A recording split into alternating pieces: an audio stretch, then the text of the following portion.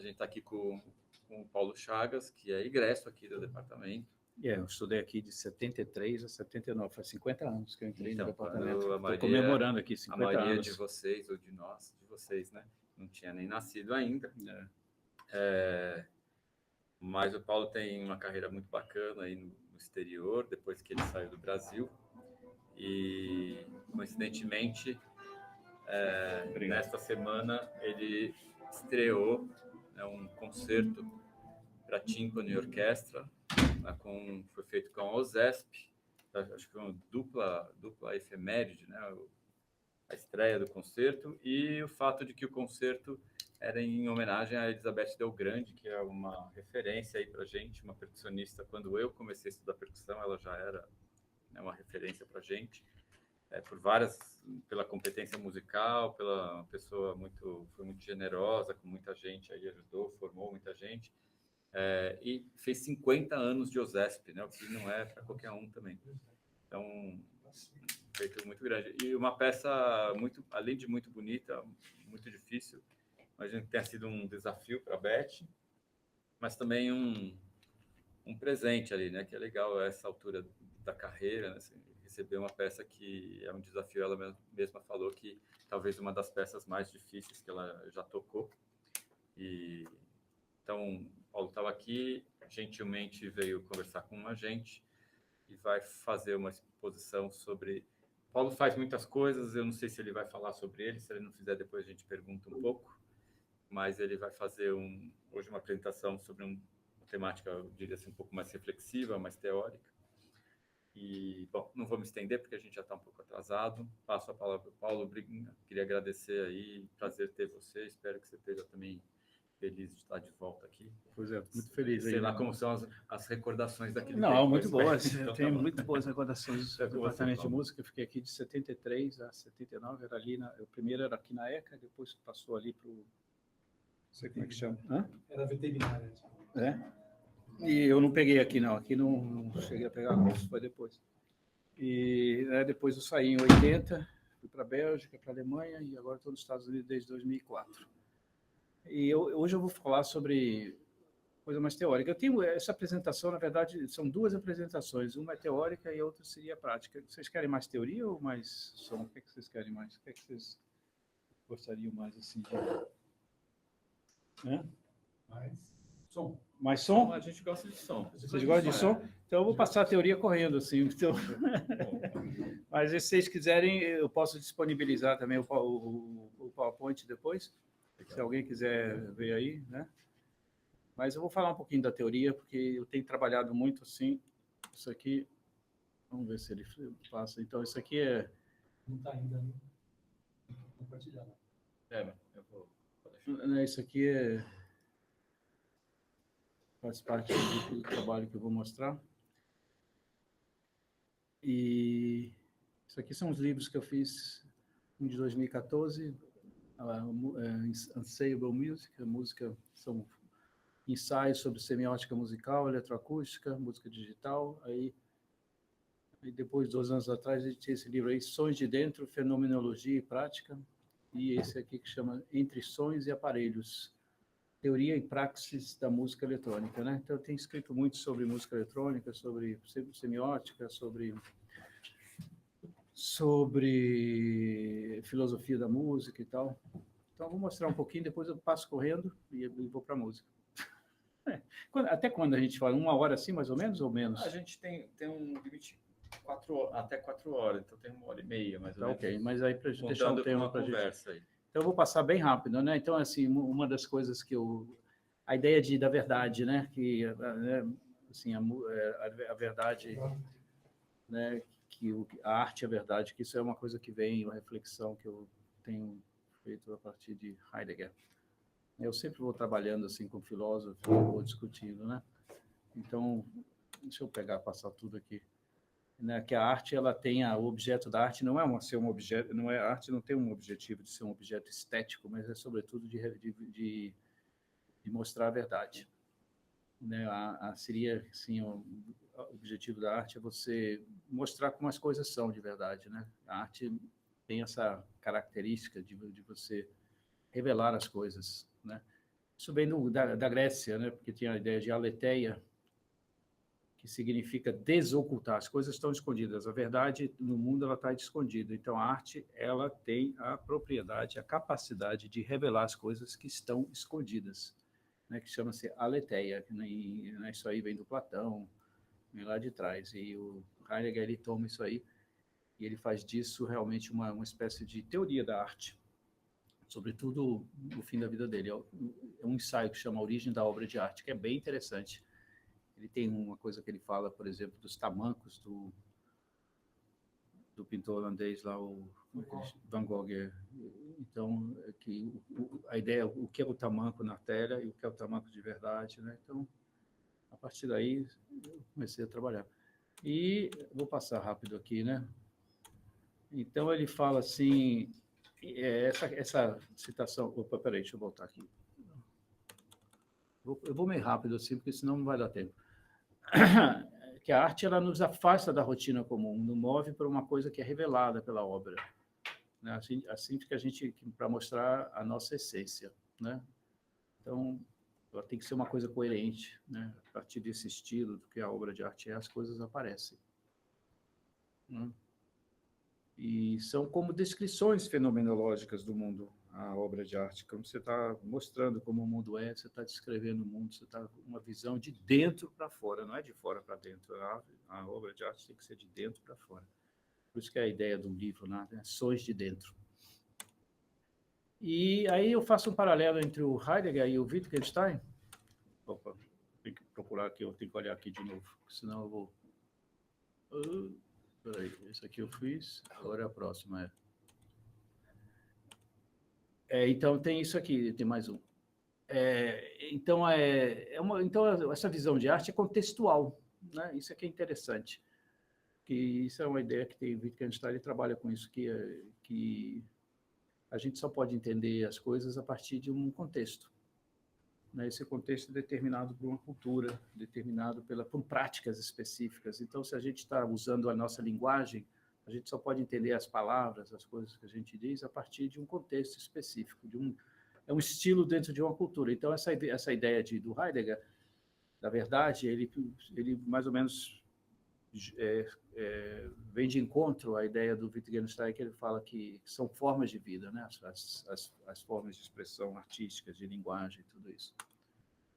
E aí ele tem ele tem uma citação muito interessante, que ele acha que o som é só uma superfície da música, a música é muito mais do que o som, é uma coisa muito mais profunda que o som, né? E que a música ela tem uma profundidade muito grande, muito mais do que as outras obras de arte, que essa coisa está escondida.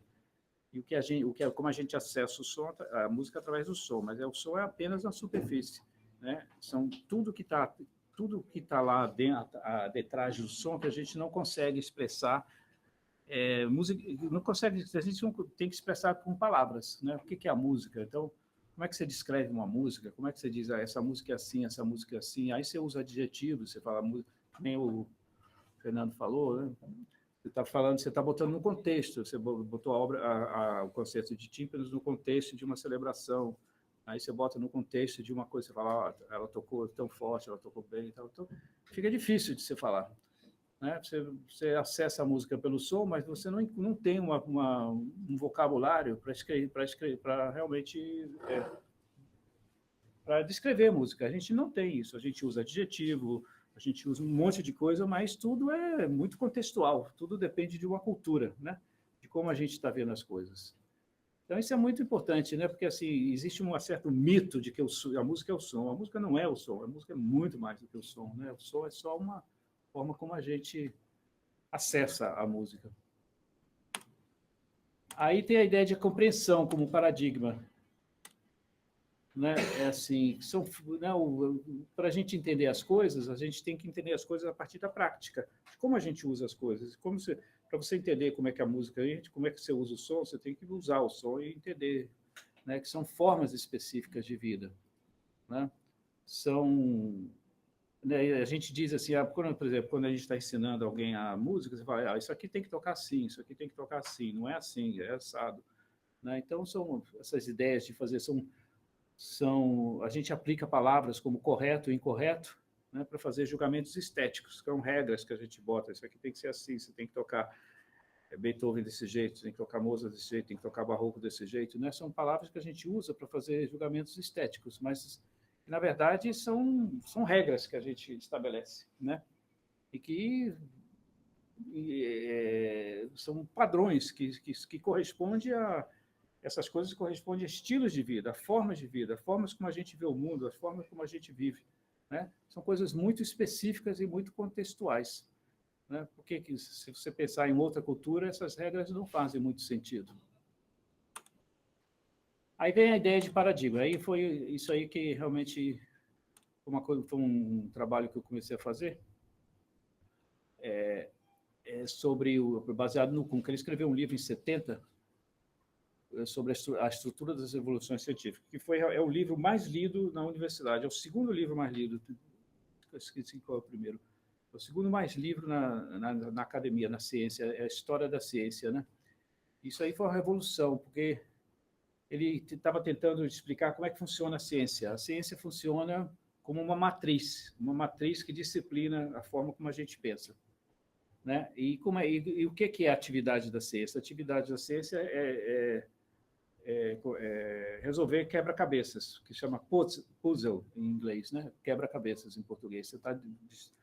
Então, a ciência ela evolui por paradigmas. Você tem um paradigma, você tem uma série de quebra-cabeças. Aí, quando essas quebra-cabeças não funcionam mais para resolver aqueles problemas, aí tem uma crise na ciência, tem uma revolução, aí tem um novo paradigma. É assim que evolui, segundo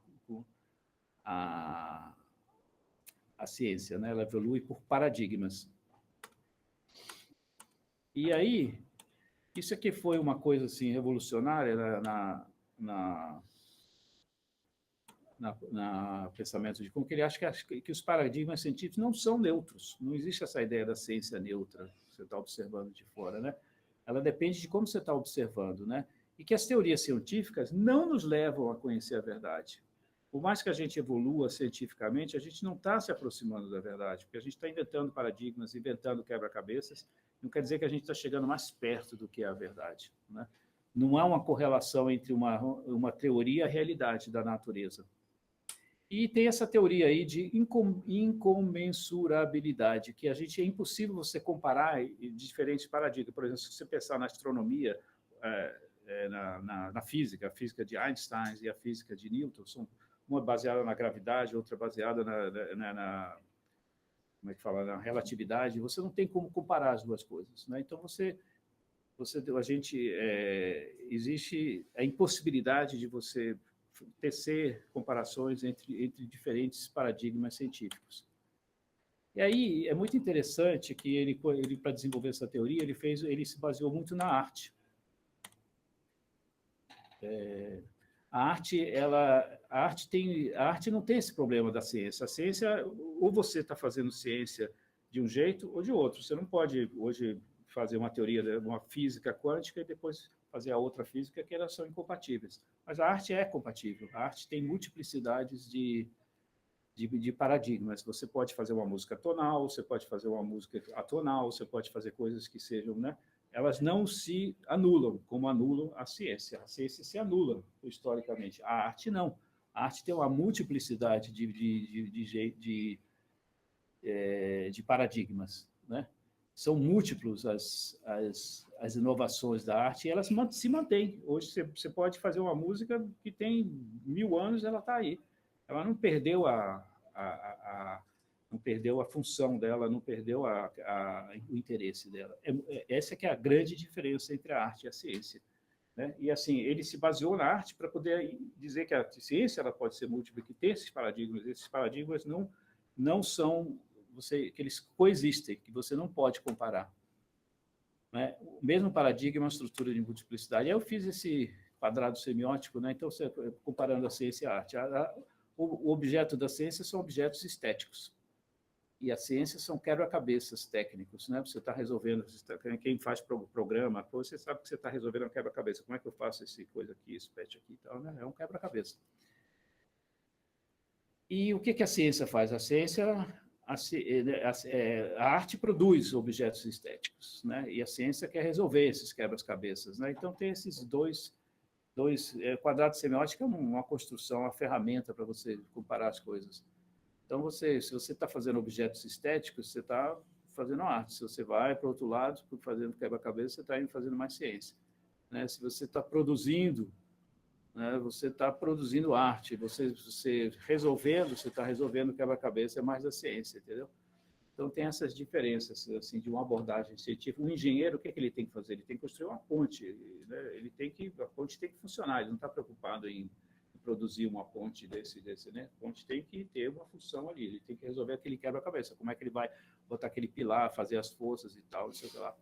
Né? E a arte não. A arte, você tem toda essa... Você não está resolvendo nada. Você está produzindo coisas. Você está criando problemas, na verdade.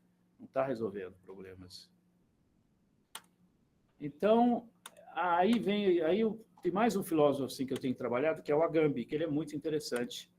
É um filósofo muito, muito interessante mesmo, e tem muitos livros dele em português. Esse livro que chama Signatura Rerum, sobre o método. Né? Em inglês chama Assinatura de Todas as Coisas. Ele acha que as coisas, assim, um paradigma não é necessariamente... Você não tem que ver o conjunto das coisas. Você pode achar uma coisinha só e fazer daquilo ali um paradigma. Né? Essa aqui é a assinatura. Né?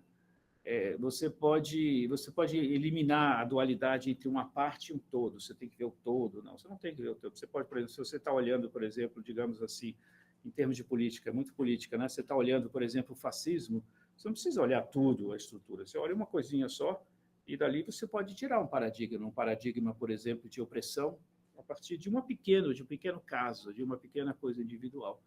Né?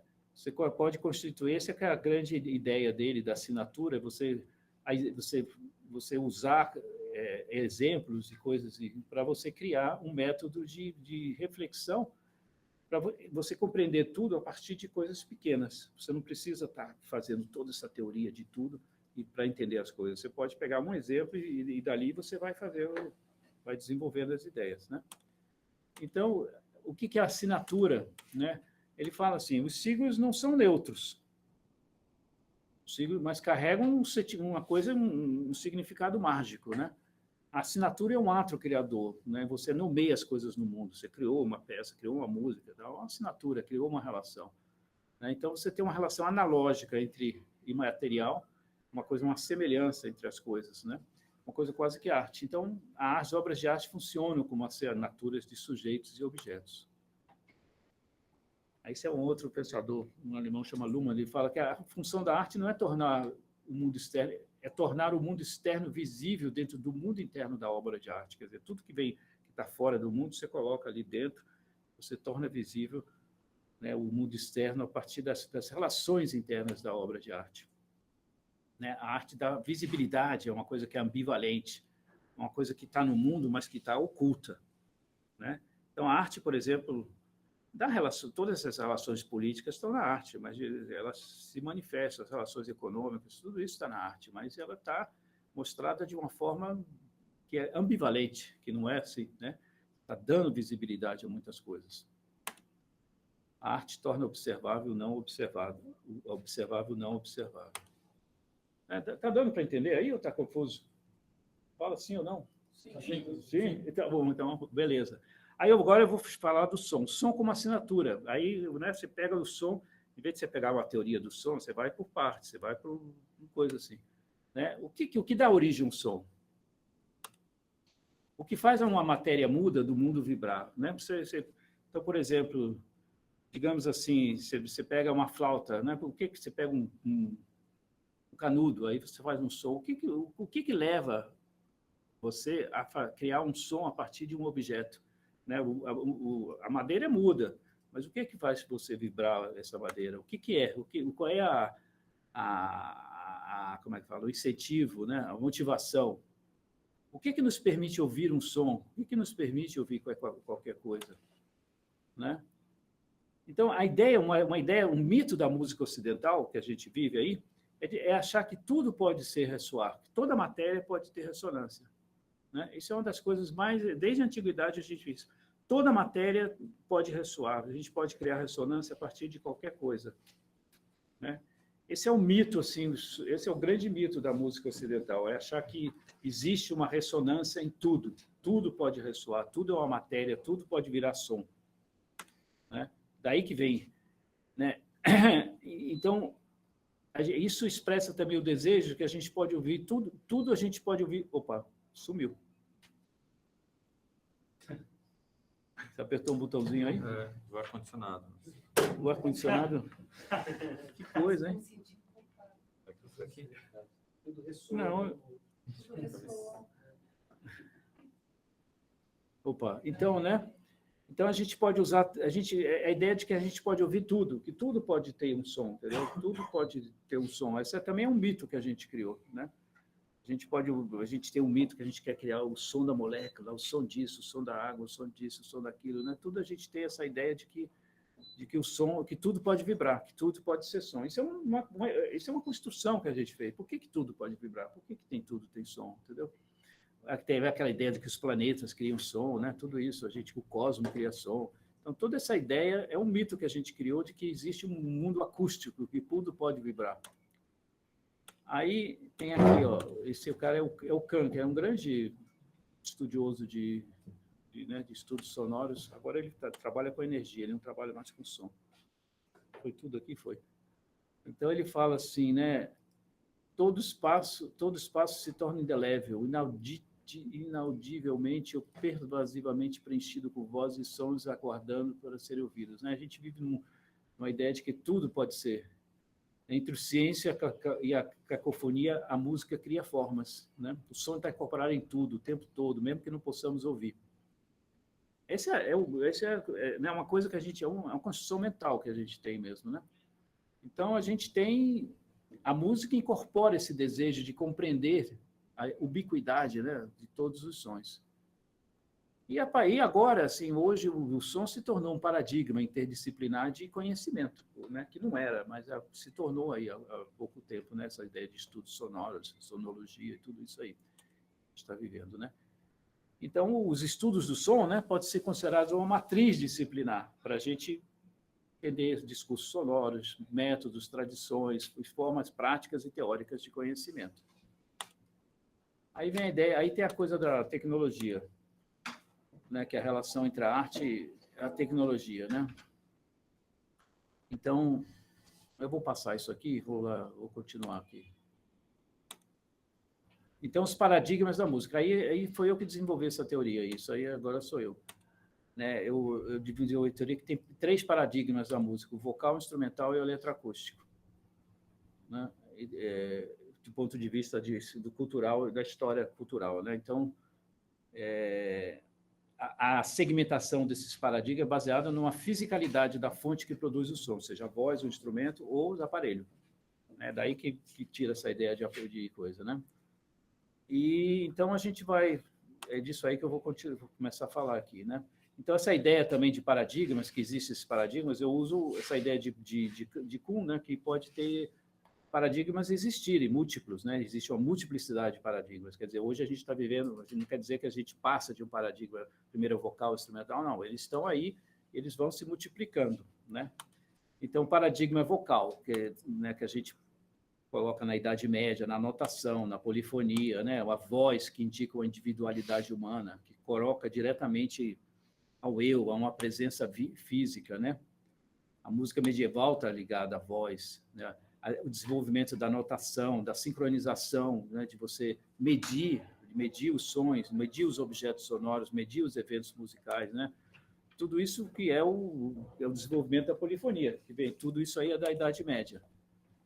Aí tem um paradigma instrumental, que é bem interessante, porque já é você estabelecer uma relação entre o corpo e o objeto, né? Então, você já é uma tecnologia, né, que você está tirando do corpo, né? Você já está projetando fora do corpo, né? Já é resolver um quebra-cabeça. Como é que você faz uma matéria vibrar? Como é que você faz aquilo ali, né? São inovações tecnológicas dos instrumentos, né? E são habilidades também que você vai aprendendo, né? São habilidades e outro aspecto é a mecanização. Você vai criando sistemas mecânicos para produzir som, mecanismo, né? O mecanismo mais assim famoso é o piano, que é um puta mecanismo complexo, né? O órgão também é um mecanismo, né? Mas todos os instrumentos, se você pensar há 300 anos atrás e a hoje, os instrumentos evoluíram bastante em termos de mecanismo.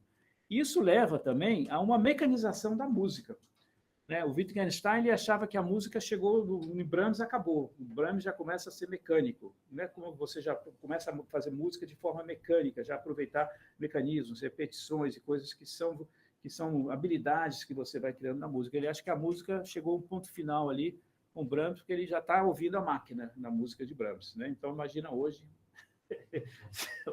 eu acho que ele ficaria, não sei o que ele ia dizer, né? Então ele acha que a própria o paradigma instrumental ele já leva a música para uma coisa mecânica, né? E já leva a música mesmo assim de uma forma mecânica. Você já vai perdendo essa relação com o corpo, com a coisa, você já vai criando uma relação com sistemas mecânicos. E aí vem o paradigma eletroacústico, né? O paradigma eletroacústico ele vem do acústico. Você está estendendo o acústico com a eletrônica, né? Mas a base da eletroacústica é justamente a acústica, né? E você está criando espaço, você está criando uma ideia você está usando a ideia de um espaço auditivo, né? Sem a ideia de audição, de um espaço auditivo, de um ambiente de som, não existe a eletroacústica, porque ela tem uma ideia de que você pode produzir objetos que vão ocupar espaços auditivos, né? E né, o que é? O mais comum sistema de escuta é você reunir informações sobre como o som está produzido, qual é a fonte sonora. Aí você identifica, né? Você reconhece, isso aqui é um carro que está passando, isso aqui é um passarinho, né? Então, vem daí. Você tá identificando as fontes sonoras, né? Então, um exemplo prático, por exemplo, do carro, né? Um carro que passa, você está assistindo um filme, aí você ouve um som de um carro que passa daqui para lá. Aí, se você pode, numa música eletroacústica, você pode pegar o som de um carro e transformar o som de carro, você não reconhece mais a origem do carro. Então, esse som do carro passou a ser uma coisa que você transformou ele, você perdeu a relação entre o espaço acústico onde ele está e você, né, criou o que eles chamam da escuta reduzida, né, que vem da música concreta. A escuta reduzida é a escuta onde você não identifica mais a origem do som. Como é que eu estou de tempo aí? 30 já, né? 30. Então é isso aí. Com o paradigma eletroacústico, né, uma relação, uma assinatura. O som se tornou uma assinatura. Você pode elaborar assinaturas a partir do som, que é uma coisa que não era possível antes, né? Então, eu vou pular aqui. A música eletroacústica, né? O que é a música eletroacústica? Qual é a música do paradigma eletroacústica? Então, a música eletroacústica tornou-se um campo fértil, né? De criação, de elaboração, né? E como é que pode ser a música eletroacústica considerada em relação aos paradigmas vocal e instrumental? Né? Então, é uma extensão dessas coisas todas aí, né? Você cria um universo de semelhança, analogias, correspondências, expande a nossa percepção sonora e a nossa consciência do som. Mas eu vou pulando aqui. Né? Então, é um campo muito propício para você fazer uma crítica do presente. Né? Você, através do som eletroacústico, você pode realmente ver muito das coisas que acontecem no mundo. Né? A consciência expandida dos fenômenos sonoros. Eu vou pular isso aqui. Ó. Vou começar... Aí eu faço toda uma relação... Eu vou pular isso aqui, eu só vou passar os slides. Eu faço uma reflexão sobre comparando a música concreta à música eletrônica, né?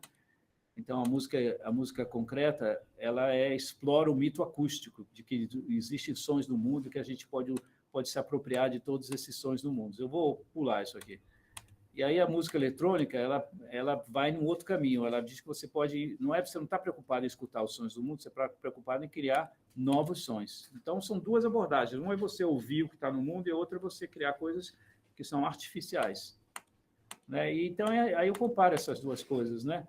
Então a música concreta ela quer desvincular o som dos paradigmas vocais instrumentais. Na hora que você pega o som de passarinho, o som de escape, você não está pensando no instrumento, na voz, né? A música concreta não, ela está pegando o que tem do instrumental e está indo e está jogando isso aí, projetando isso num universo num universo mais artificial, o som de síntese. E aí tem a coisa da tortura, né? Porque uma coisa do paradigma eletroacústico é o som passou a ser um elemento de opressão mesmo, né? Isso é uma coisa importante. O som passou a ser um elemento de você causar dano, oprimir as pessoas através do som, que é uma coisa que isso é novo, né? Isso é uma coisa isso é um lado obscuro do paradigma eletroacústico que pouco se fala, né? Pouco se fala disso, mas assim, isso tem sido usado sistematicamente, né, nas prisões do mundo inteiro para realmente perturbar a capacidade de pessoas de poder existir no mundo, né? Você toca uma música altíssima, existem prisões, o cara toca a música altíssima, o cara não consegue conversar um com o outro. Então, o que você faz? Você elimina a subjetividade, né? A música não se torna uma metáfora para o poder, mas o poder em si mesmo. A música vira um instrumento, uma ferramenta de poder, não é uma metáfora, né? Literalmente. Né? Ela faz as pessoas...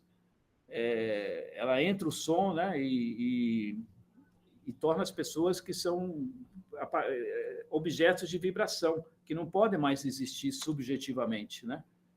Você não consegue mais falar, você não consegue mais... Para você conseguir falar, para a gente conseguir falar aqui, então... tem que ter silêncio. Se tivesse um puta ruído aqui, eu não estaria falando, vocês não estariam me escutando. Então, para a gente poder se comunicar, tem que ter um silêncio. Se tivesse uma música tocando aqui ou um ruído fortíssimo, a gente não poderia estar aqui conversando. Então, isso é uma coisa tão óbvia, mas, para você ter uma subjetividade humana, você precisa ter a possibilidade de se escutar, senão não existe subjetividade humana, né? Senão você está destruindo o que há de mais humano na gente, que é a nossa subjetividade. E é isso que fazem, né? Eu fiz uma peça aí em 2014, mas não vou falar sobre isso não. Também que eu fui torturado numa geladeira, né, aqui no Brasil, em 71, antes de entrar na USP.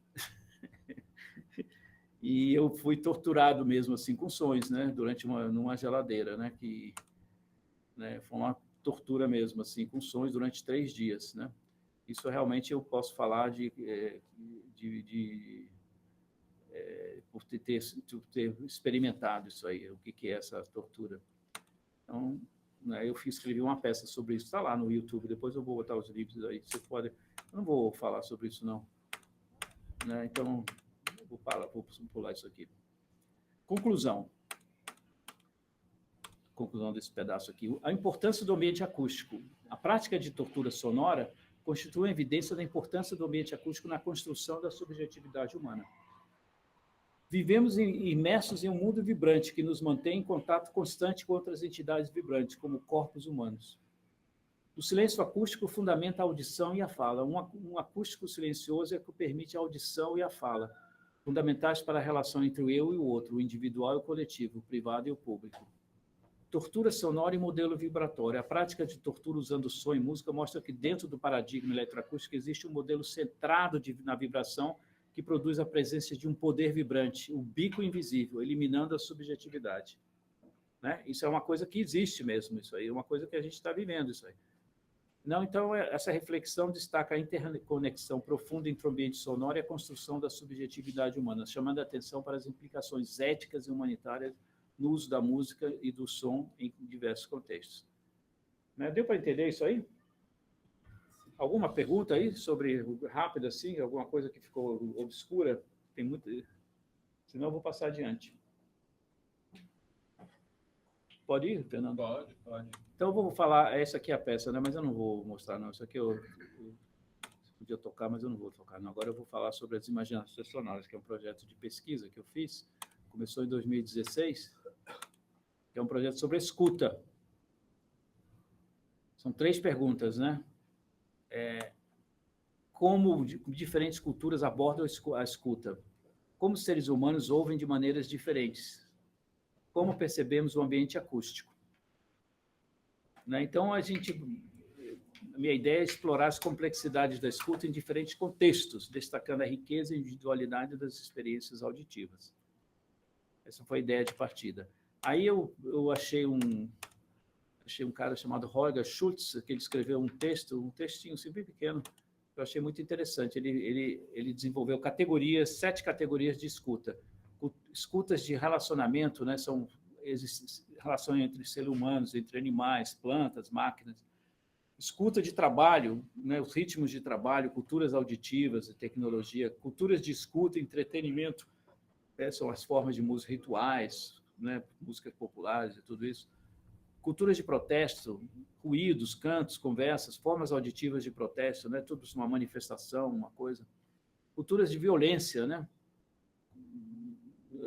tem relação com droga, com cultura de trabalho, com comprometimento dos sentidos, culturas de escuta do silêncio, né? Sons que não são percebidos, que a gente cultiva isso, o inaudível, o não som. E o futuro da escuta, né? O que é o futuro da escuta? Escuta como processo ativo, a diversidade de culturas de escuta materiais e sensoriais, incorporação e desincorporação da escuta.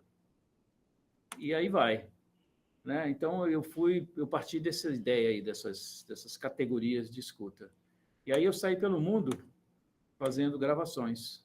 Então, eu tinha uma câmera de vídeo 3D, um gravador e um microfone ambissônico. Né? Esse equipamento aí. Esses equipamentos aí, esse microfone ambissônico, o gravador Sound Device, porque ele grava em 4 canais, esse microfone. E uma câmera 3D, né? Com tripé também. E aí eu fiz gravações em 5 lugares. Em São Paulo, no Parque Trianon, sobretudo, e também no estúdio do Zito. Depois em Riverside, lá onde eu moro, nos Laranjais, que lá eles têm uma pesquisa com laranjas. Aí na Rússia, que eu fiquei 3 meses, fiz muita...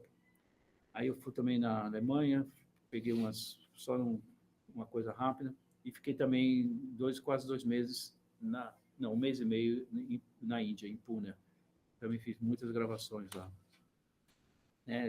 Assim, isso tem mais a ver com a minha história também, onde eu fui e tal. Fiquei 1 ano fazendo essas gravações aí.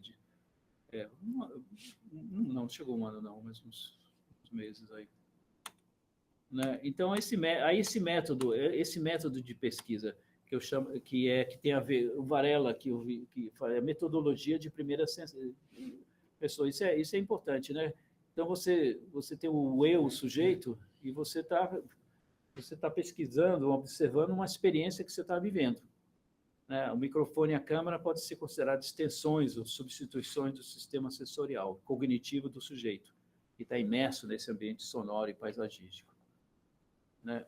E é um processo de observação, mas que você está incorporado à sua experiência que você está vivendo aí, né? Então, é importante você incorporar a perspectiva subjetiva e a experiência vivida ao realizar observações, para você entender a complexidade das interações entre o observador e o ambiente observado. Aí eu tenho algumas fotos aqui, ó, o microfone, como eu boto, está dentro de uma oficina, isso aí está na rua, isso aqui está na rua da câmara, né? Isso aqui é na Índia, isso aqui é na esquerda na Índia, na direita em Moscou, isso aqui é na Índia.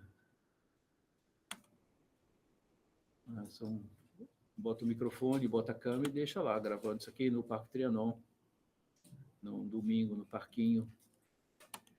Isso aqui é na Avenida Paulista. Isso foi em 2019. Isso aqui é em Moscou.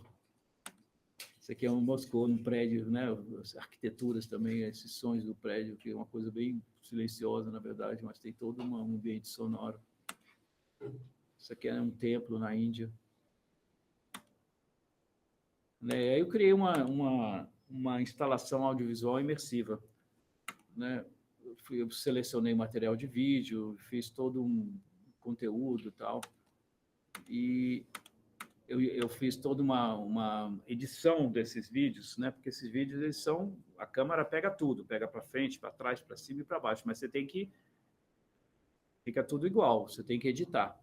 Né? Aí eu editei esses vídeos todos, né? Tem várias formas de você ver as coisas. Né? Eu editei com o software da própria câmera. Né? Você cria transições e depois você converte os vídeos. Aqui, ó, por exemplo, você vai colocando esses pontinhos aí, né?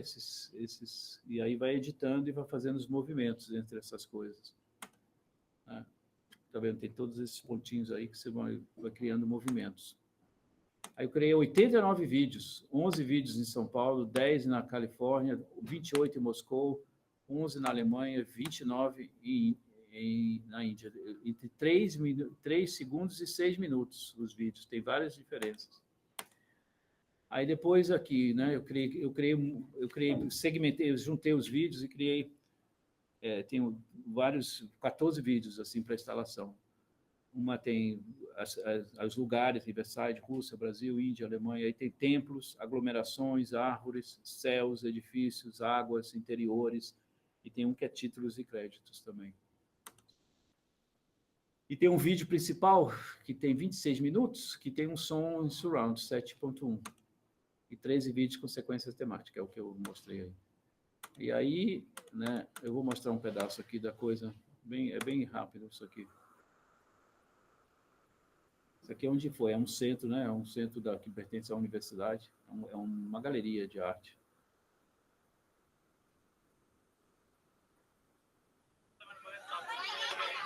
O som só está passando aqui, né? É porque eu tenho que mudar aqui, eu que tenho que mudar. Não, é que você não está ligado no som. Não? Mas não é tão importante, não. Eu não estou ligado no som, né? Você acha um P2 aí?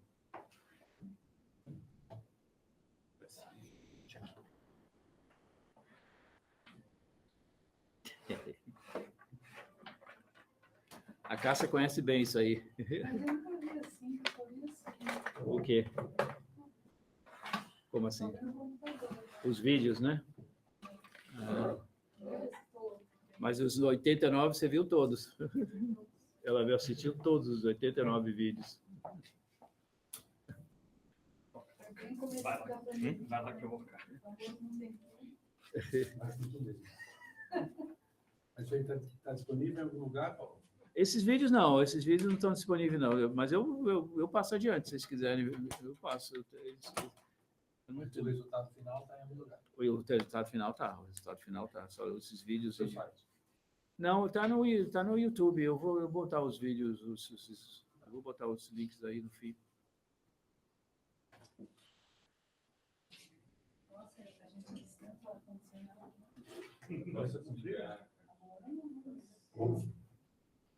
Na verdade, esse aqui que eu estou fazendo são duas falas. Uma é bem teórica, né? E essa eu estou mostrando o trabalho artístico, né? Estou pegando duas e condensando numa só. Né? Porque eu podia ficar 1 hora falando desse negócio aí. É? Então vamos lá. Não, peraí, vou voltar aqui. Aí, agora tá. Tá um pouco baixinho, né? Eu vou aumentar. Mas eu vou aumentar aqui, ó. Aumenta aqui, ó.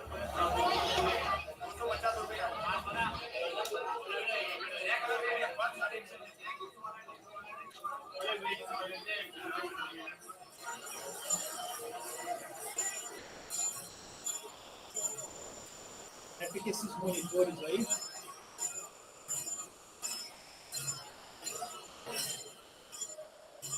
Um monte de monitor. Você pode usar quanto você quiser, na verdade, né? Eu usou, acho que 2 ou 3.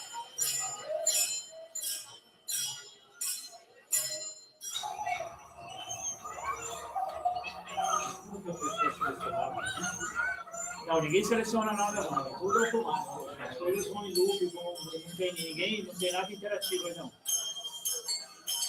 É tudo, você entra e como os vídeos são de durações diferentes, eles vão criando diferentes temporalidades, né? Os 89 estão aí? Não. Os 89 estão organizados em 14 vídeos. Assim, que eles são juntados. Eles são juntados, ou são tematicamente juntados. Um com tempo, outro com céus, outro com árvore, outro com aglomerações. E tem esse vídeo grande aí.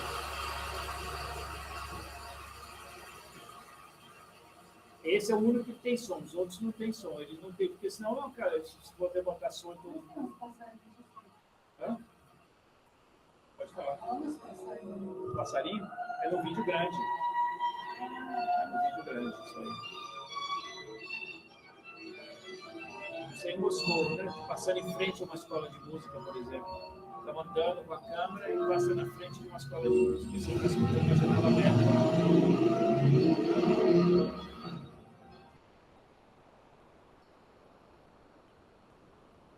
Você fica uma coisa de se criar uma imersividade, né, a partir de coisas, de imagens diferentes, sons diferentes, que estão, às vezes, sincronizadas, às vezes não estão.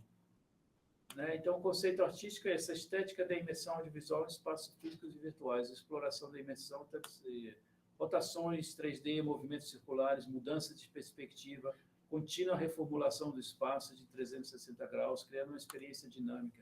Fluxo de imagem 3D com movimentos vertiginosos, né? Tem o som que envolve e vibra o corpo, né? Relações múltiplas de sincronia e não sincronia entre o som e a imagem. Esse é o conceito. Aí tem um vídeo que eu fiz, né, isso aí 10 minutos, eu só vou mostrar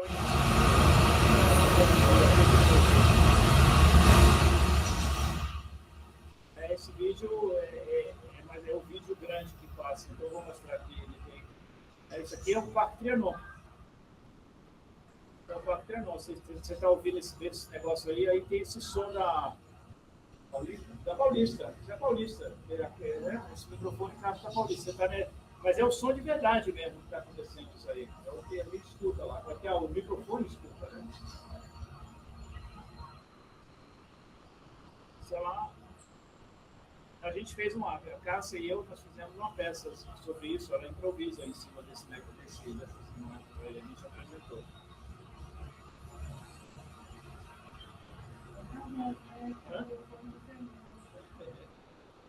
Pois é, estamos gravando aí com o microfone do Fernando. A gente está fazendo isso aí.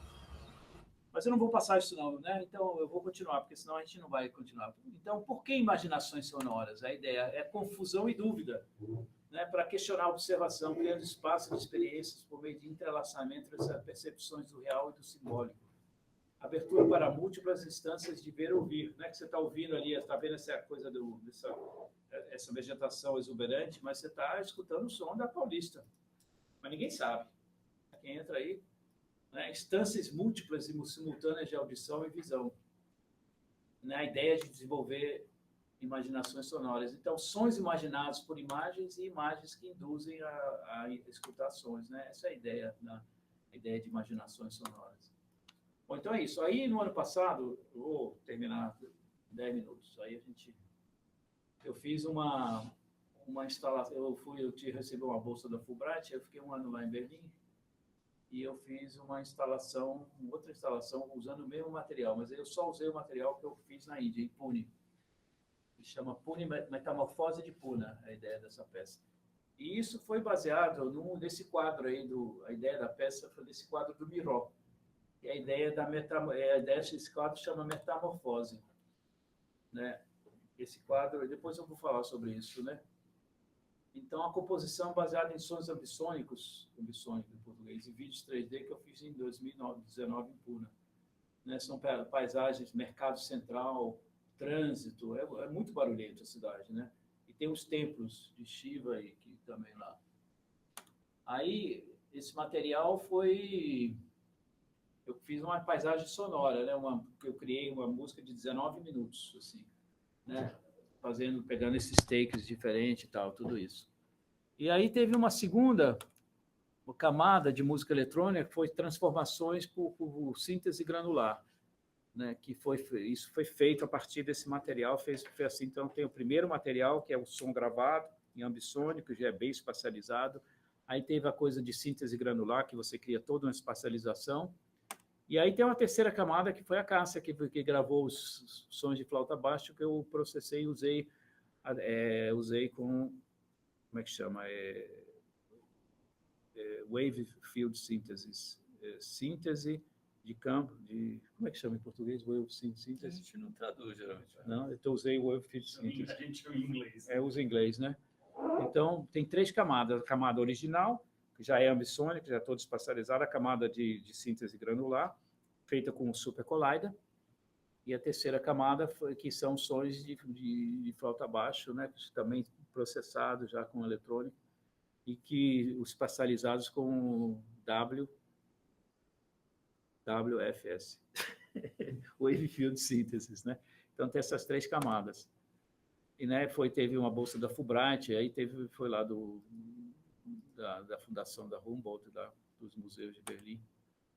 E aí a ideia da peça que eu acho interessante, né, que eu vou mostrar aqui, é a ideia de isso que eu gostaria de trabalhar mais aí, que eu acho que eu não trabalhei o suficiente. Uma cognição não consciente, você fazer processos automáticos, assim, entendeu? Isso que vem do Miró, que os surrealistas, eles inventaram a ideia da escrita automática e do desenho automático. O cara ia pintando o que vinha na frente dele sem pensar. E eu queria aplicar isso para uma coisa de tecnologia, né? Escrita automática, desenho automático, e também você imaginar uma síntese sonora automática, que você não pense muito mais. É muito complicado porque você está programando as coisas. Então, como é que você vai criar? Talvez a inteligência artificial vai nos dar isso aí, para a gente conseguir fazer coisas que são não conscientes. Você ter processos não conscientes, né, quando você está improvisando, né, vocês que improvisam, vocês fazem coisas não conscientes, né? Vocês têm uma coisa assim, mas, né? Então, como é que a gente faz essa coisa assim, né? Isso aí tem muito a ver com os processos afetivos, né? Essa força, essa coisa não consciente. E, né, então, eu estou particularmente interessado em explorar montagens sonoras cognitivas não conscientes que operam com sistemas automáticos de síntese de som, adicionando e descartando constantemente componentes e rearranjando as conexões. Isso eu fiz de uma certa forma, mas eu acho que não tão longe assim como eu queria levar. Então, por exemplo, eu criei uma partitura para a peça, né, de síntese granular, tinha uns pontos, aí esses pontos vão assim, né, eu segui essa partitura mais ou menos assim, né? Primeiro são pontos, aí depois são linhas, né? Essas linhas primeiro são coisas individuais, vão se relacionando, vão criando grupos, aí vão se espalhando. Aí tem formas, você vai criando as formas, e essas formas, aí no fim você junta tudo. Essa foi a ideia assim, da composição. Tinha 17 takes, isso aí 19 minutos. Isso aqui, esse desenho mais ou menos proporcional, assim, né, a duração. Então, foi mais ou menos por aí. Isso para fazer a síntese granular, nesse processo aí. Né? Aí, isso aqui foram as instruções que eu fiz para, né, os grãos individuais, os grãos, grãos relacionados com ritmos, aí, né, curvas simples, figuras e tal, tudo esse negócio aí. Aí tinha, assim, os parâmetros, né, que eu usava, o tamanho dos grãos, a frequência, envelope, dinâmica, e o espaço, o filtro, delay, ressonância, né? Isso aí, mas não foi eu que fiz não fiz a programação do Superpolar, não, foi um estudante de mestrado que fez isso aí, que realmente é um programa bem complicado para você fazer, né? Você tem que conhecer bem mesmo, assim. Mas é muito interessante, porque você pode realmente programar tudo e é muito, muito interativo mesmo. E aí vou mostrar umas fotos, né? Eles criaram em Berlim, que isso é a universidade que toma conta desse espaço. É um espaço que eles têm de trás dessas paredes. Aí tem um sistema de ambissônico de 3, eu acho que da quinta, como é que chama? Ordem, isso é. Tem 40 e poucos alto-falantes e tem não sei quantos, e tem um VFS também aí atrás, né? E eles criaram isso aí, então eles criaram, tem um programa, o programa ele faz se repetindo. Você está no museu, você entra lá e está tocando qualquer coisa, né? E tem um programa que tem 12 peças que vão se... Isso é na universidade? Não, isso é no Museu de Berlim, mas é a universidade a universidade que gerencia o som, né? E eles botaram 6 monitores, mas esses monitores que eles botaram era para fazer título. Eles não pensavam em fazer uma coisa música, só eu que usei como coisa. Ninguém usou isso aí, eu resolvi usar como fazer uma coisa audiovisual. Mas para eles era o título da peça, é mais quando eles que conceberam isso aí. Isso aí foi foi em 13 de setembro. Foi o dia que abriu a exposição. Aí, ó, tá vendo? Isso aí eu fiz umas fotos de trás do coisa. Os alto-falantes estão de trás das paredes aí, né? Aí agora você bota o som aí. Espera aí, vou aumentar aqui. Tá vendo? Os alto-falantes estão atrás das paredes. São Genelecs. E ali em cima, ó, você está vendo o WVF está ali em cima, tá vendo? Tem os painéis lá. Tem mais um. Ó, você está vendo? Nos bastidores do som. Aí tem essa é a minha instalação. Eu fiz uns vídeos com isso com o iPhone, né? Isso não é nada profissional, não. Isso é bem amador aí.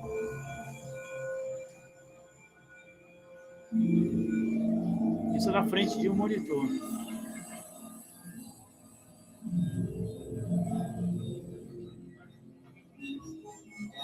Isso é a Cássio tocando. A flauta tá diferente. É diferente, né? A flauta ela está espacializada com o Wave Field Synthesis, então por isso que ela fica meio diferente mesmo assim.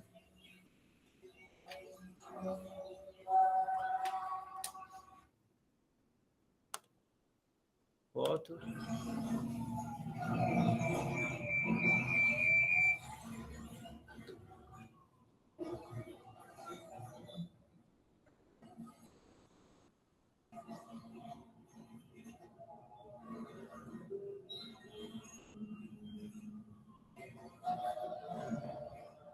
A Kátia.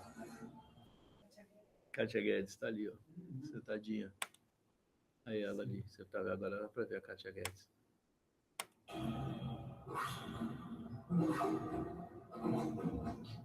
Esse aqui é o Vinícius Juste, que é um compositor também.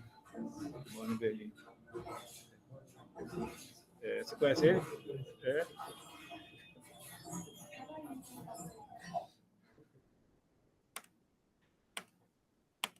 Não, tinha que acabar esse negócio, acabou agora.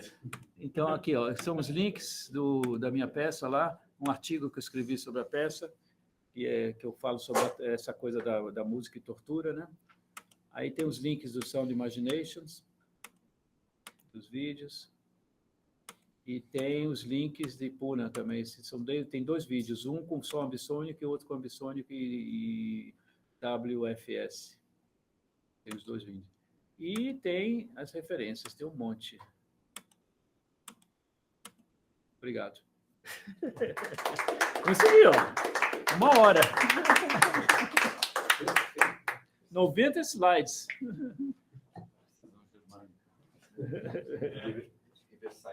É, bem germânica, 1 hora.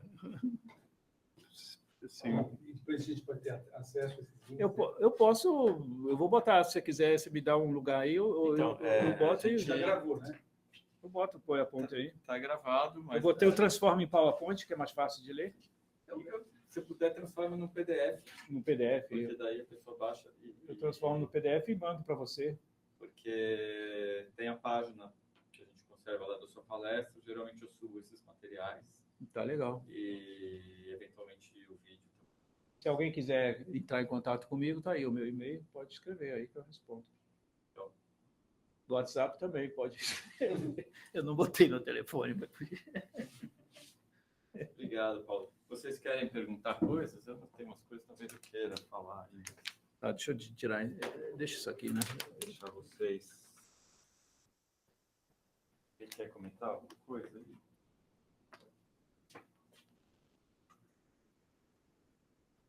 Tá tímido, né? Pessoal tímido, né? Fala aí, pessoal. Nossa, tá filmando aqui. Vou explicar se é Congelado. Eu não quero falar nada, mas eu quero um cafezinho aqui. Deixa aí, vai. Vai esfriar Eu meu não vou café. ir lá, você vai ficar... Então, eu vou... Eu desliguei o ar-condicionado, mudou o projetório. Mas eu acho que foi por acaso, sabe? Eu acho que não tem nada a ver, não. Foi por acaso. Eu também imagino que foi por acaso.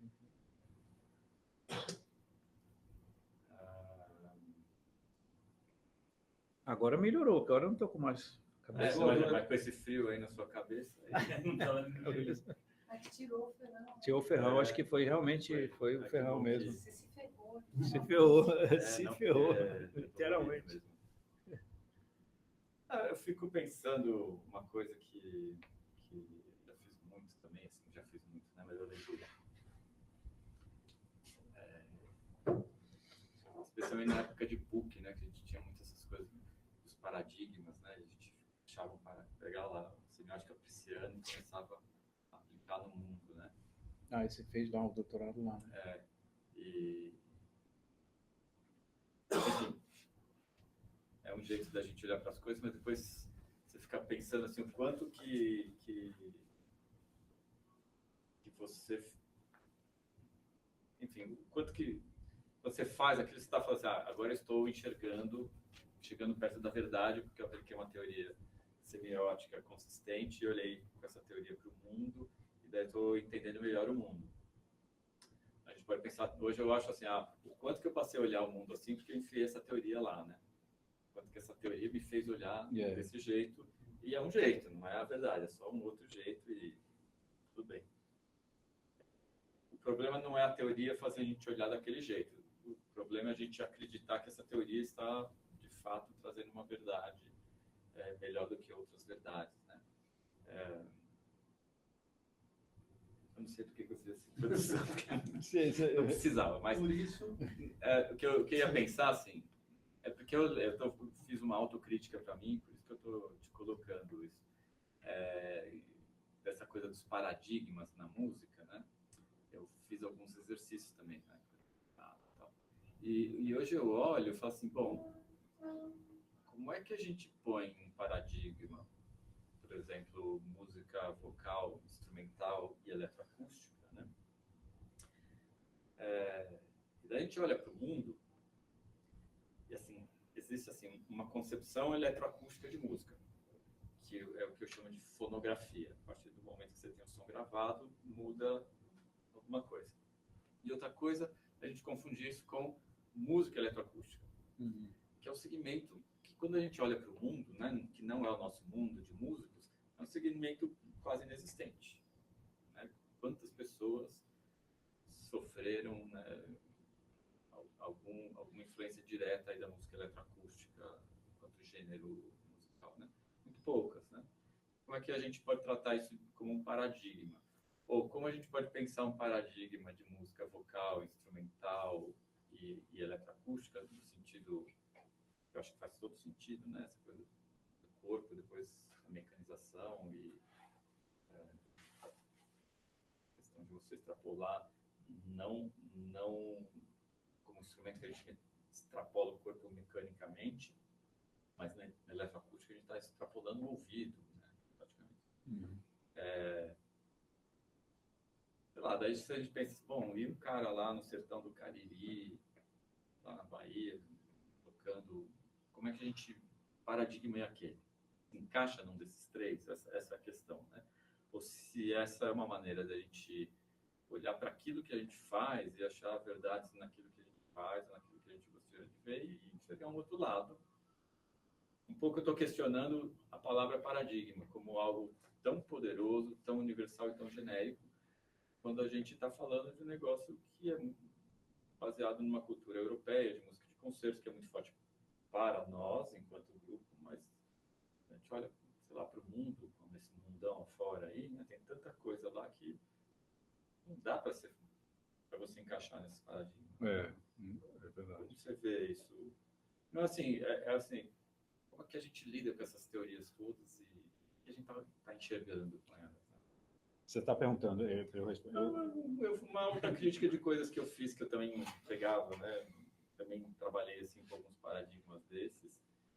E daí, quando você olha na prática, dá um exemplo simples de como, né, a gente trabalhou muito com essa coisa dos estudos do som e são disciplinas que vieram por uma veia norte-americana por um lado, por uma veia europeia do outro, e isso se aproximou muito desse campo das artes sonoras e tal.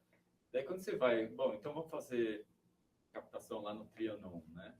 Eu lembro de um livro que chama Rethinking Sound Studies, ou alguma coisa assim, que é um livro mais ou menos recente, um artigo sobre estudos do som ligados ao sul global, ou América Latina. Coisa assim. Eu sei qual é. Daí tem um dos capítulos, o sujeito falou, bom, vários textos de estudos do som falam assim, fala sobre o carro, por exemplo. como é que o carro faz uma bolha no trânsito, e você fecha os vidros e põe um som lá, tem um pouco a ver com a ideia do Walkman, não sei o que, não sei o que. Então, assim, você vai na África, daí você vai em certas comunidades fazer estudos de som, você tem que abrir a janela do carro. Porque se você não abrir, a comunidade não identifica quem você é e você pode ser fuzilado. Isso, né? Isso acontece numa favela carioca. Então, a ideia de estudos do som numa comunidade ali carioca ou numa comunidade ali na África, ela tem que ser repensada porque o mundo ali é outro. Né? Como é que a gente põe esses paradigmas? Né? O carro faz com que a gente escute assim. Bom, faz com que a gente escute assim numa grande cidade europeia, mas lá no Morro Carioca é o oposto, né? Então, como é que a gente lida com... É que nem a história, por exemplo, por exemplo, você, voltando aí na favela, né, você tem que andar de moto com capacete, né, mas você não anda com capacete na favela, você, né, bota o táxi e tal, né? Então, não é o paradigma da segurança. O que é? Para que você anda de coisa? É a segurança, mas a segurança é outro paradigma que você está... A segurança não é a mesma. Sem o capacete. Sem um capacete é mais seguro, né? Porque você identificar exatamente isso aqui, a segurança, né? Se você abrir o vidro é mais seguro. Então, eu acho que assim, né? O paradigma, como ele fala assim, que ele não é uma coisa de... Ele é uma matriz, assim, para você ver. Então, você tem que achar ali o que faz sentido. E você tem que olhar como as coisas são, não assim com ideias pré-concebidas. Eu acho que você tem que olhar como as pessoas usam as coisas. Então, como ele usa o capacete, como ele usa a moto, como ele usa o meio de transporte, como assim, entendeu? Tem que olhar, eu acho que do ponto de vista prático, de como as coisas são, de como as coisas se mostram. Aí, a partir daí, você vai criando as relações e criando o sentido das coisas, não partir de umas coisas que de coisas pré-concebidas, né, e a priori, e você vai aplicar. Você tem que o contrário, a partir da prática, de dentro, né, aquela som de dentro. Né? A ideia de você ir de dentro das coisas, você vai tirando o que é a experiência, o que é a prática, como você usa os objetos, como usa o capacete, como usa o carro, como usa o som, como usa a coisa, entendeu? Como usa isso. E a partir desse uso, você vai vendo com as coisas. Aí você vai estabelecendo, digamos assim, objetos de comparação. Os paradigmas, na verdade, você pode considerar como objetos de comparação, para você comparar uma coisa a ver com a outra, né? Então, assim, são coisas individuais. A partir daí, você não necessariamente você vai tirar uma teoria geral. Você vai só... Olha, isso aqui funciona assim. O cara usa o balde para fazer isso aqui. Ele faz esse tipo de comida para fazer esse negócio. Ele usa esse meio de transporte para fazer esse negócio assim, né? Então, acho que é daí que a gente tem que partir das coisas. E musicalmente também. A música ela vem de uma coisa muito prática. A música tem um lado muito prático, assim. Ela não é uma coisa... Como as pessoas pegam esses objetos e transformam aquilo ali em música. Eu acho que assim, né? E isso é uma coisa cultural, uma coisa histórica, uma coisa que está toda dentro de um contexto. E é esse contexto que a gente tem que entender. Então, o que acontece aí, digamos assim, né, na nossa vida aí, que a gente está muito acostumado a pegar os paradigmas de outras culturas e tentar botar aqui. E não funciona. E funciona como uma forma de opressão. Ela não funciona como uma forma de liberação. Ela vai oprimir você, porque você não está realmente vendo como as coisas como elas são, como as pessoas estão entregando. Então, se você vai olhar, por exemplo, a música, o funk da favela, né? Você vai olhar, você vai usar qual é o paradigma que você vai usar? Né? É uma coisa que é muito forte, que é barulhenta e tal, isso aqui. Como é que você vai ver a criatividade ali? Qual é o paradigma? A partir de onde que você vai ver? Você não pode olhar em função por exemplo, da forma musical, do uso de instrumento, porque isso aí não vai funcionar, né? Você tem que ver outras coisas, como é que aquilo ali se insere numa forma de vida, né? Que aquilo, né, que eu falei, formas de vida mesmo assim. Como é que aquilo se está relacionado àquela forma de vida, e a partir daí você vai tirando as coisas. Aí você pode dizer, mas existe sim, você tem que poder comparar uma coisa com a outra. Se você vai comparar o funk de uma favela com o funk de outra favela com outra música, você tem que ter. Se você não tiver um termo de comparação, você não tem ética, você não tem estética, você não tem nada. Você tem que poder comparar, você tem que poder estabelecer, digamos assim, julgamentos sobre as coisas, de uma certa forma, né? Agora, a questão é a partir de que você vai julgar, a partir de que parâmetros, a partir de coisas assim. Então, eu acho assim que essas ideias assim de parâmetros, sobretudo o Agamben, né, que ele fala de você pegar de coisas particulares, de coisas pequenas, e aí você pega o exemplo ali. Então, se você vai fazer um estudo sobre...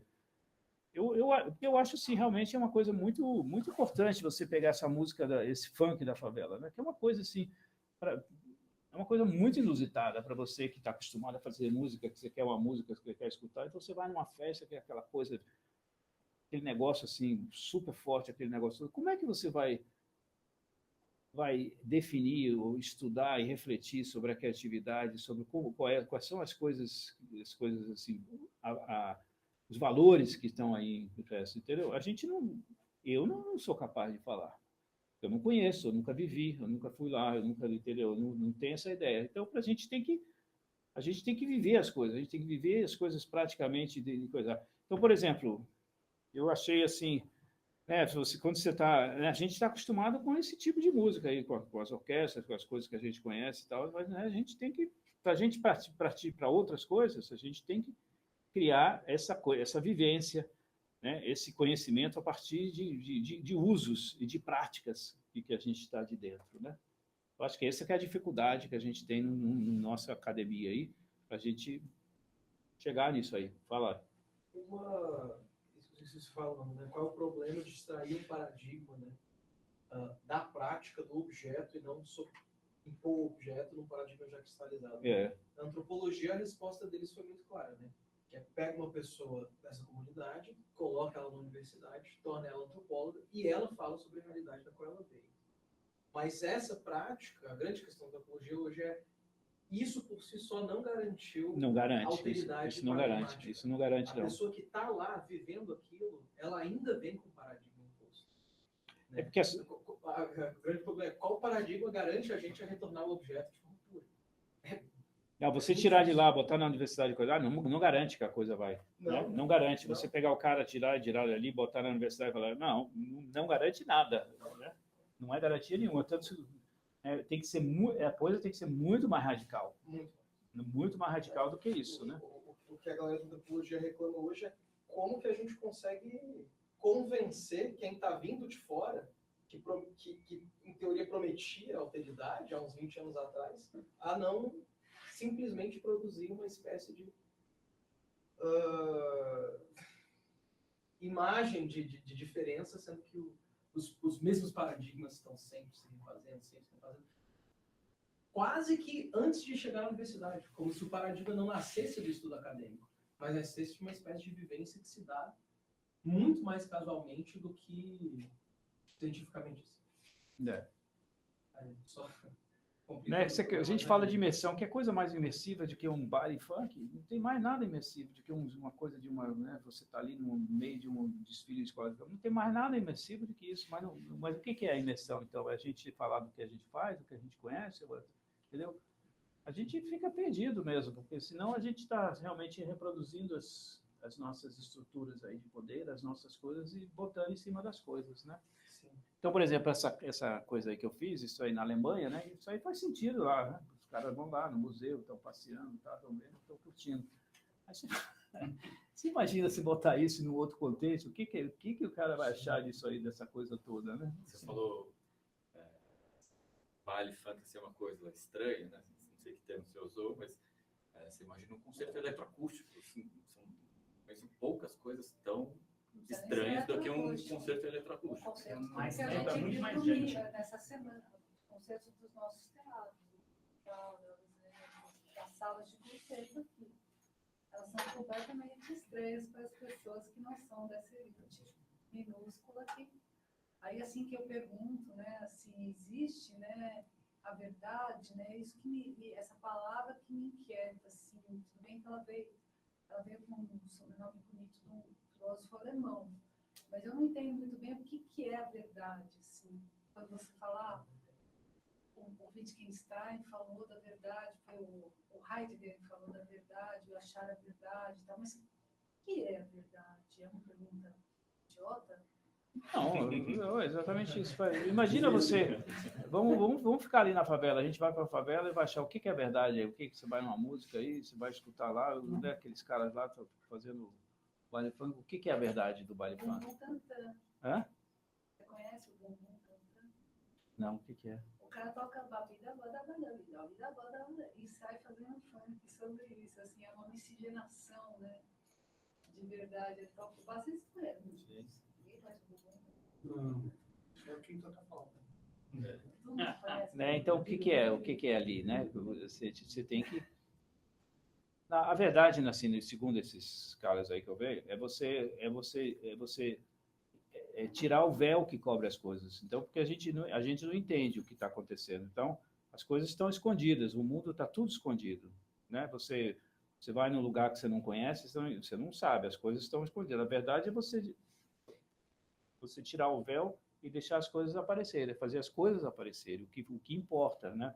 O que importa, essa é a ideia de verdade. Mas mostrar e não traduzir. Não, é mostrar, é que as mostrar. coisas apareçam, Desapareça. que as coisas deixem de ser ocultas. Não? Então, para você entender, você vai num lugar, numa cultura nova que você não conhece, para você entender as relações e tal, né? Você imagina alguém, você vai numa sala de concertos que você nunca foi, o que é a verdade? Você tem que entender como é que as coisas funcionam ali. Ou você vai numa favela, você tem que entender, as coisas têm que ficarem claras. Mas né? esse Porque entender o véu está nesse alienígena. O véu está lá, o véu está lá. Você tem que... O véu está lá, o véu está nesse alienígena que está chegando.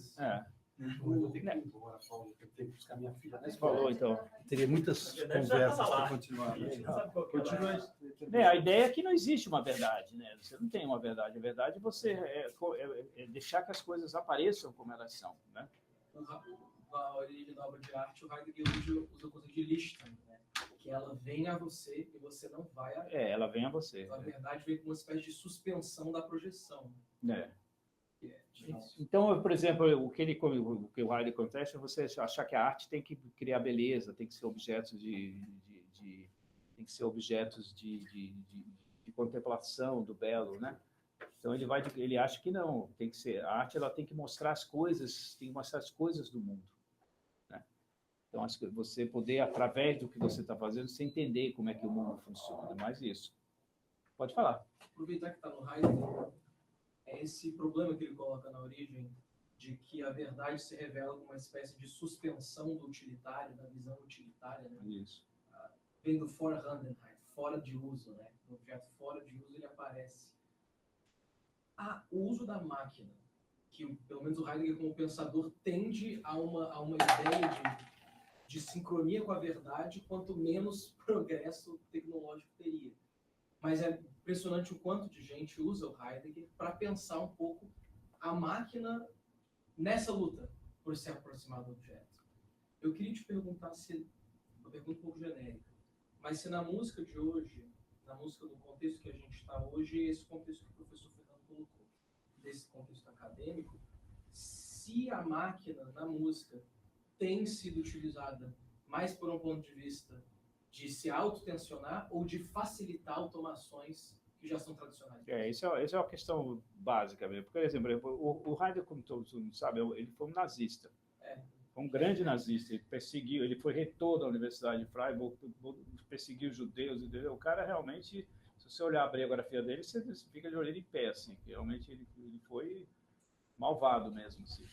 Mas, entendeu? Não tem nada assim, foi longe. Mas o que ele tinha uma preocupação, que também é a preocupação do Wittgenstein, esses caras nessa época, aí na década de 30, 40, eles estavam muito preocupados com a tecnologia dominar os homens.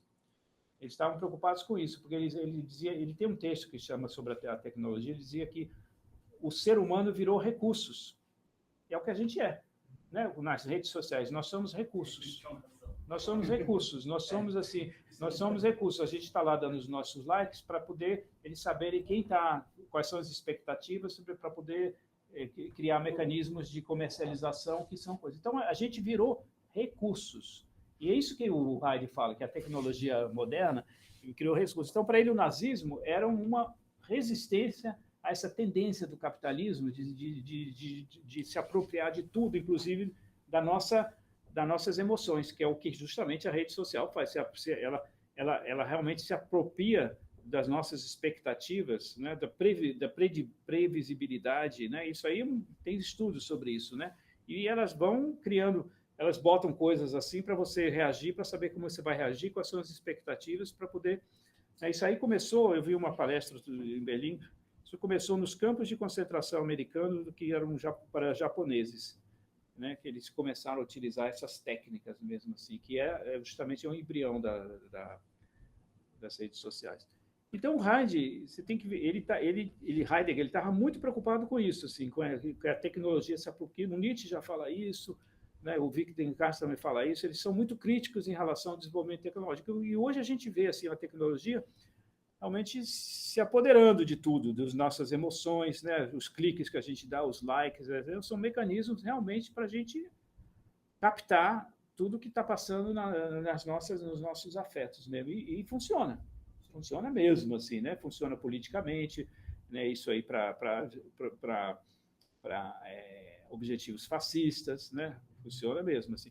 Então, assim, hoje a gente vive essa ambivalência. A gente, por um lado, tem uma tecnologia que vai nos permitir também criar liberdades diferentes, formas diferentes de relacionamento, e, por outro lado, essa tecnologia que vai nos oprimir, né?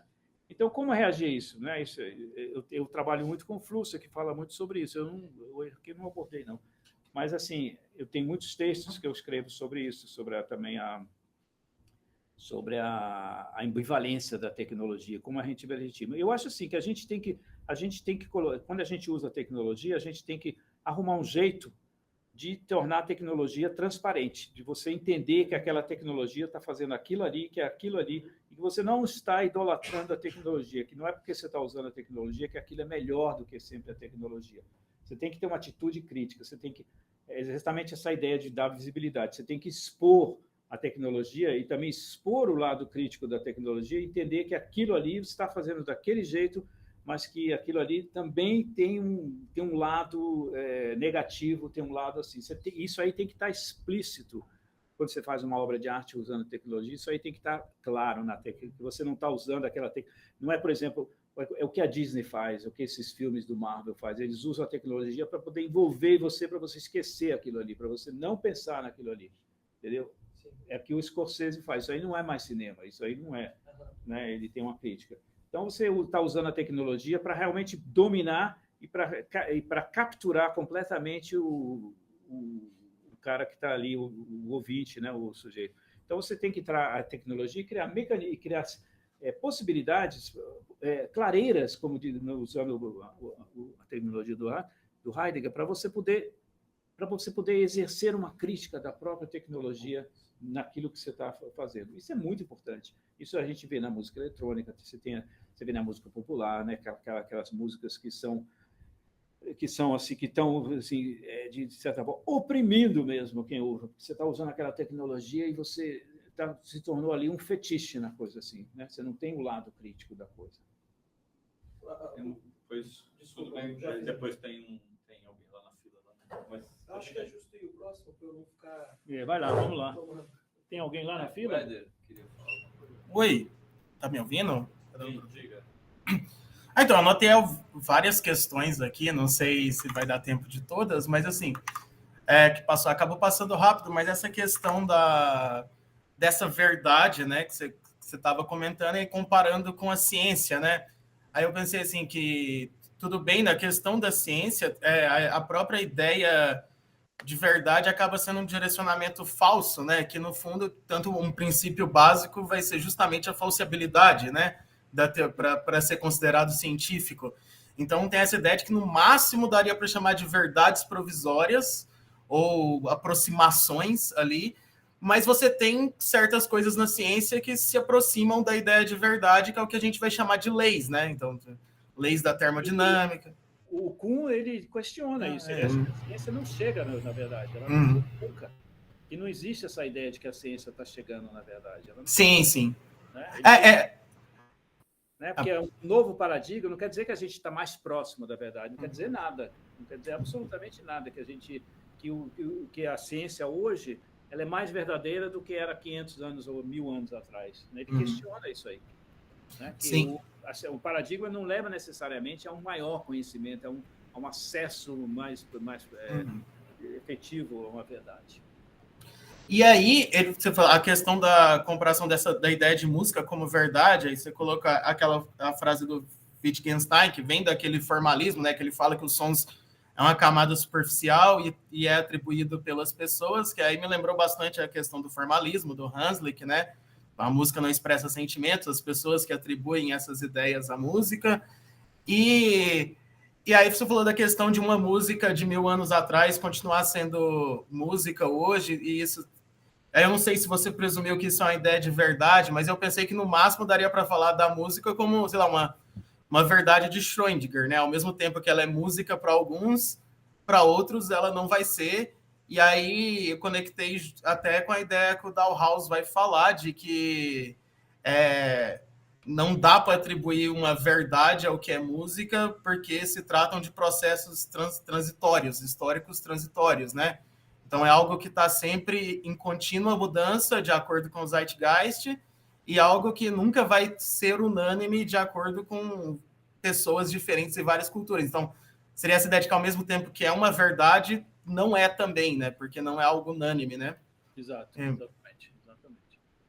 E a outra coisa que você falou, eu achei muito legal da questão da música como tortura, porque me lembrou um estudo, é um estudo antigo de etnomusicologia, do primórdios da etnomusicologia, que fala sobre as South Sea Islands, né, que é Fiji e Havaí, né, que tinha a música folclórica desses lugares era focada em realizar o feio, né?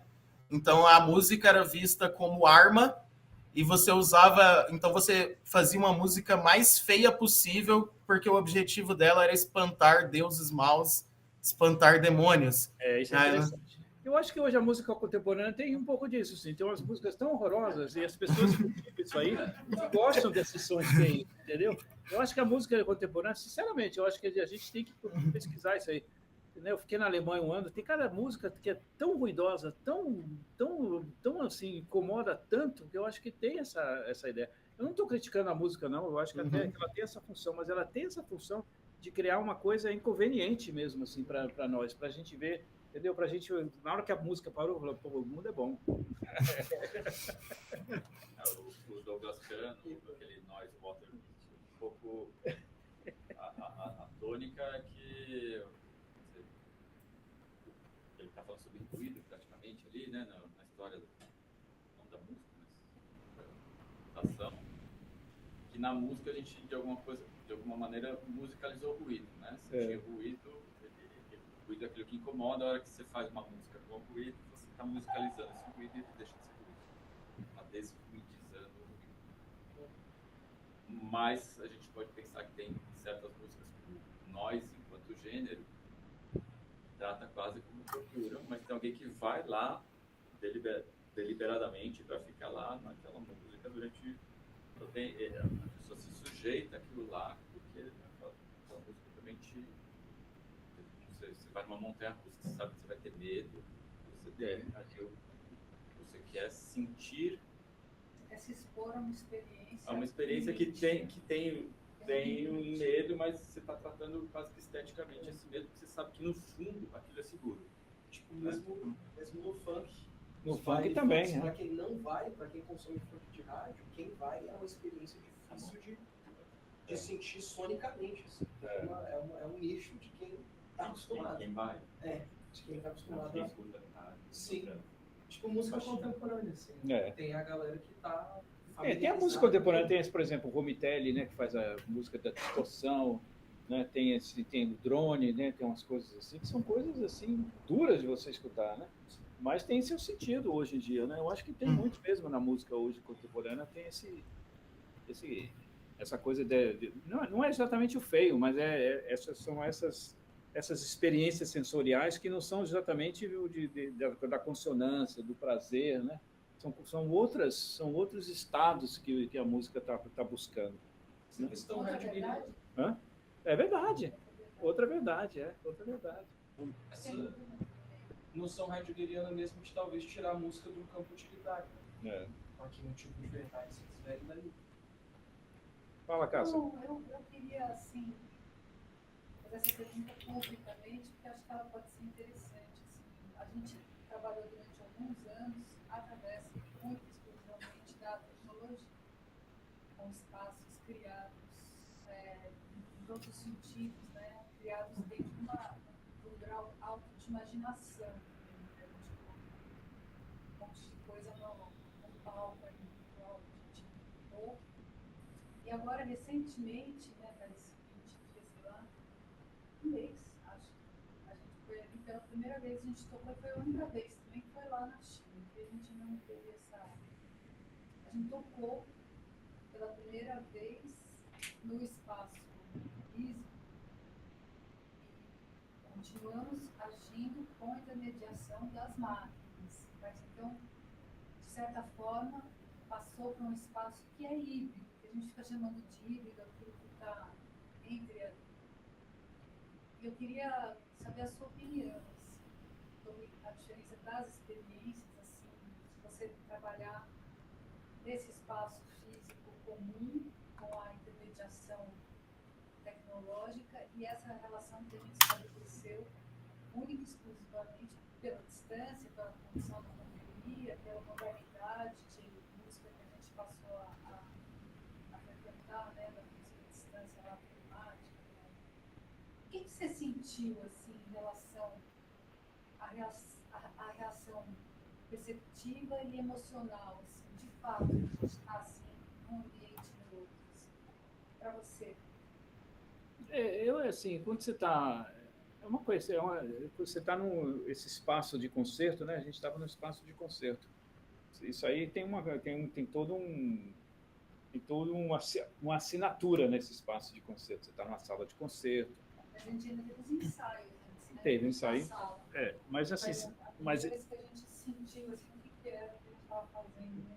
Mas você se adapta ao que você está fazendo a uma situação onde você é uma estrutura bem regrada, assim, né? Você vai, você entra no palco, você faz coisa, você toca, você sai do palco, você se prepara para tudo isso aí, né? Você tem toda essa coisa do palco, onde você não pode, por exemplo, você não pode parar, você quer continuar, você tem todo um rito, assim, tem todo um ritual nessa sala de concerto. Então, toda a nossa experiência, a experiência, digamos assim, da coisa telemática, onde você não está no palco, você tem uma certa abertura de novidades, porque não é uma coisa tão completamente codificada. Você está codificando. Né? Você pode inventar certas coisas, porque não existe um parâmetro, tem que ser assim, tem que ser assado. Né? Não tem uma tradição. Agora, na música de concerto, tem uma tradição. E você tem que mais ou menos se adequar a essa tradição. Então, isso aí, você está dentro de uma estrutura simbólica, onde você está agindo dentro daquilo ali. Então, existe menos liberdade. Você tem menos liberdade porque você tem que, né, como numa orquestra, que é cheia de ritos, assim, que você tem que seguir aqueles ritos. Uma música contemporânea, no concerto, é menos ritos. Você tem toda uma coisa. Então, o que você vai fazer quando a eletrônica pifar? Você continua ou você para? Né? Todo mundo se põe essa pergunta.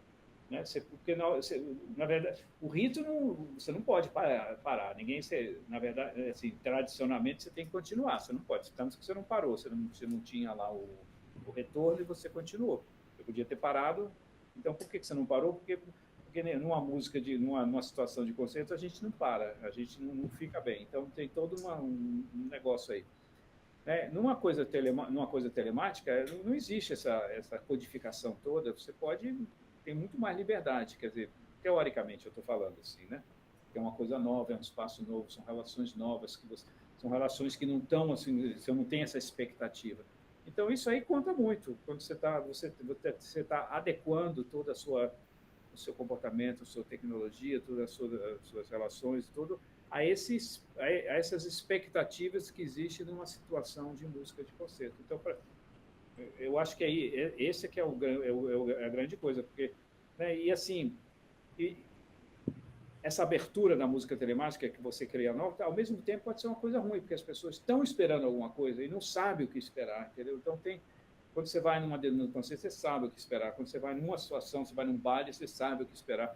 Mas quando você está ali online, o que você vai esperar? Eu não sei, pode ser que hoje se espere alguma coisa, mas são situações, são realmente são ambientes acústicos, são ambientes culturais, né? Tem toda uma carga simbólica nessas coisas aí, né? E a música, ela existe sempre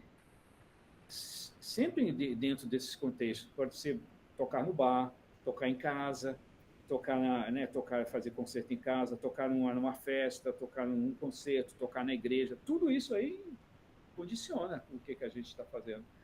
E a música online, né, ela mais ou menos tem uma certa abertura, porque não tem um condicionamento assim muito grande, é uma coisa mais ou menos nova, assim, mas vai ter com certeza, né? Vai ter, porque isso aí vai criar.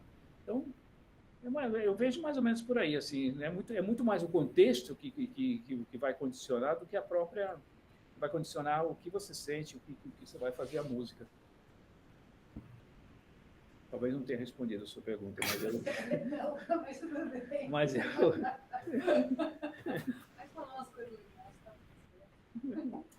A gente passou um pouquinho aí, mas a gente tem tempo para mais uma pergunta.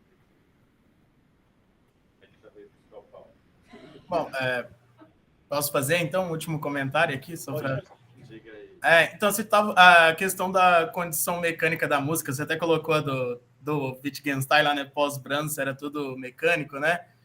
Por outro lado, você também tem no século XX essa busca da liberação do som.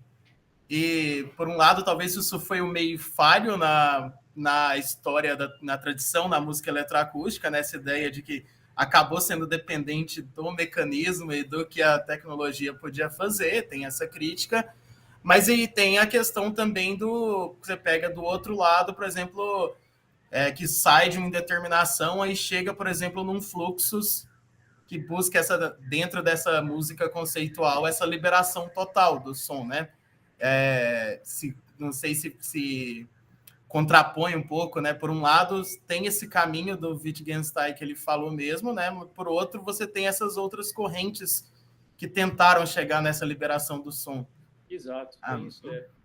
Você vê que a música, quer dizer, será que o que a gente faz é música, né? Que tudo isso, então existe uma abertura muito grande, né, para a criatividade sonora, que não é necessariamente musical também, né? Uhum. A gente sabe disso aí, né? Quer dizer, existe uma abertura muito grande mesmo da criatividade. Existem campos de criatividade que não existiam antes, né? Sim. Eu acho assim, o Wittgenstein está muito preocupado com a música mesmo, com o que ele conhece, né? Ele não estava assim atento a essa transformação da criatividade, não estava mesmo. Sim. Então, uma última questãozinha só, que é a questão você falou da improvisação como inconsciente, né? Aí você tem tem uma discussão muito grande sobre isso, né? Que, por exemplo, a improvisação, que ela não tem nada de inconsciente na improvisação, né? O que você tem é uma reprodução de um consciente prévio, né? Então, ao improvisar, você está trazendo ali de forma inconsciente coisas que foram estabelecidas conscientemente antes, né? Igual, mesmo que seja uma música escrita na partitura, sem improvisação, né? Durante a sua reprodução, você está fazendo uma memória muscular, mas você não está racionalizando nota por nota. Então, mas não tem nada de inconsciente, seria um consciente prévio, né? Então,